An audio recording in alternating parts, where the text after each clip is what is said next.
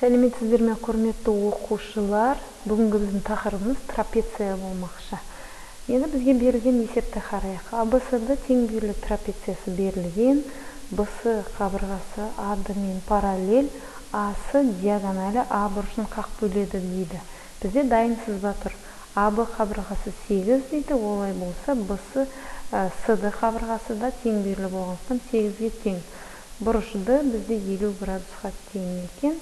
Табыңыздар дейді. Ең бірінші трапецияның белгісіз бұрыштары мен АСД бұрышын табыңыз дейді. Бізде бұрышды 50 градус болса, олай болса, бұрыш Амызды, А бұрышы да бізде 50 градусқа тең. Тең бүйірлі трапеция болғандықтан. Олай болса, бұрыш Б бізде 180 градус алынған 50 бұрыш Б бізде 130 градус болады. Ал бұрыш Б тең бұрыш С-ға.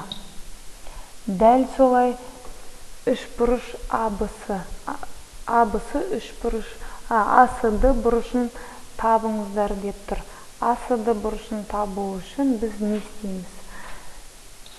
Екінші, бұрыш Д бізде белгілі 50 градус берілгені бойынша.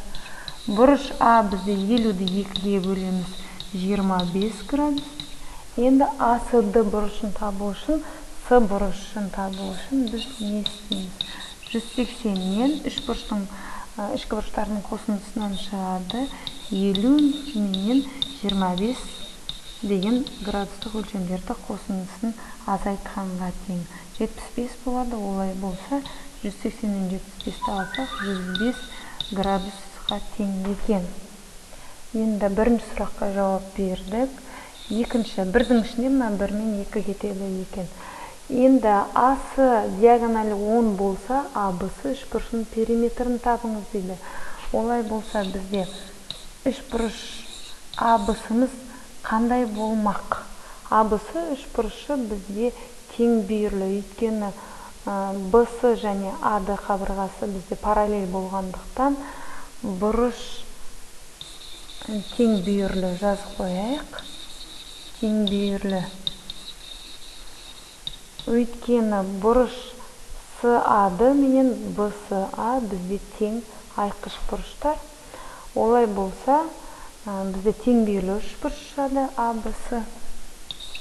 АБ бізде 8-ге тең болса, БС-мызды 8-ге тең болады. Дәл осылай, енді АС диагоналі белгілі болса, біз үшбұрыштың периметрін қалай таба саламыз? 8 қосылған 8 қосылған 10 периметрі бізде сонда 26 болады екен.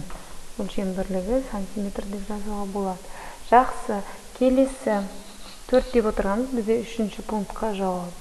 АС диагоналі трапецияның орта сызығын жүргіземіз мына сызбаға. 4-те 5 деген бөліктерге бөлетін болса, бірінші бөлігіміз бізде 4 болса, олай БС-мыз бізде 8 болса, дәл соның жартысына тең болады деген сөз. Бірінші бөлігіміз диагоналіміз. Бірінші бөлігі бізде 4-ке тең болады. Дәл солай екінші бөлігі 5-ке тең болғандықтан, онда трапецияның келесі табаны АД-мыз бізде 10-ға тең болады екен. Неге? АД және БС табандары бізде орта сызығын АС диагоналі 4-те 5 деген бөліктерге бөліп тұр екен. Бұл сұраққа жауапты қайдан аламыз?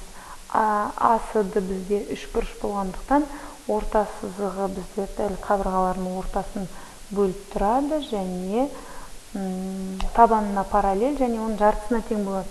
Сондықтан АД бізде 5 деген бөліктен 2 есе көп болады да 10-ға тең болады. Міне жауабы осылай. 3 сұраққа да осылай жауап береміз. Назарларыңызға рахмет.